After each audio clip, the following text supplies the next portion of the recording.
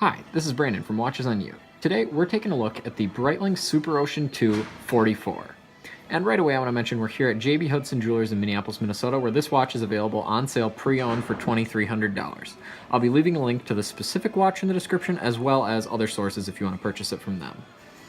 So without further ado, let's start this review. So as I said, this is the Breitling Superocean II 44, and that 44 is indicative of its 44mm diameter. And the 44mm diameter, it is kind of large for a dive watch, but for a Breitling, it's actually not that large. They tend to be slightly larger than most other brands. I don't think that's really a drawback with this piece, as its design isn't that, it doesn't make it look huge. Also, it's not very thick. It's around 14 millimeters thick, I think 14.2, which is actually, it feels a lot thinner than some of the chronomats and things like that, which is understandable because those are chronographs, but this it's not an overbearing watch on the wrist, and I really do like the finishing that it has. Furthermore, this watch is very below market value at $2,300. I was checking on Chrono24. I almost frankly bought it for myself, and yeah, so that's actually a pretty good deal for this. Some other interesting things about the finishing are that it has a vulcanized rubber bezel, so it's really a vulcanized rubber insert, and then you have the numerals are metal, and then the lume pip and the metal surrounding that are metal. Not the lume itself, obviously, but that's steel.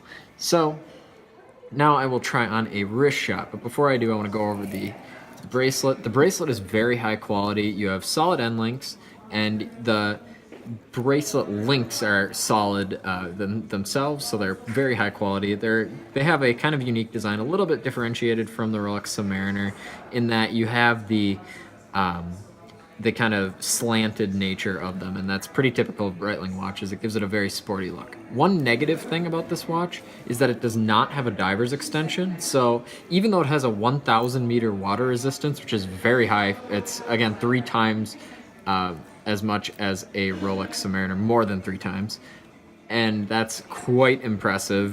This is definitely a very nice dive watch, and you also have that, you have an automatic helium escape valve, so it's not a manual one like you see on the Omega Speedmasters and the Planet Oceans, so that's a very cool feature as well. I mean, this is a real diver's watch, if there's in any sense of the word. Furthermore, kind of accentuating that utilitarian nature is the fact that this has an ETA 2824 based movement. I know that's not the most horologically impressive movements. It's pretty typical, frankly, but it's the chronometer grade version, and I know just from watching videos online of Breitling's factory, they tend to put a lot of care into their movements regardless of whether they're in-house or not, so keep that in mind as well. One other thing I really love is that red pip on the end of the second hand. I just think that looks very cool. But again, moving on to the wrist shot, so it is quite comfortable on the wrist.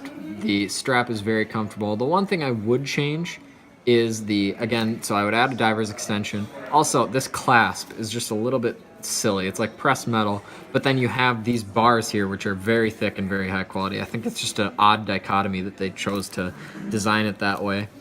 So keep that in mind. But all in all, I think that this watch looks very nice. It's very high quality, and this particular example is in great condition. The size, again, I don't really think it's an issue. I have about a 6.5 inch circumference wrist, so keep that in mind if you're thinking about purchasing that for sizing purposes, but I think it looks very good on the wrist. If you have any questions, please leave a comment, and also remember to like, subscribe, and share. Thank you.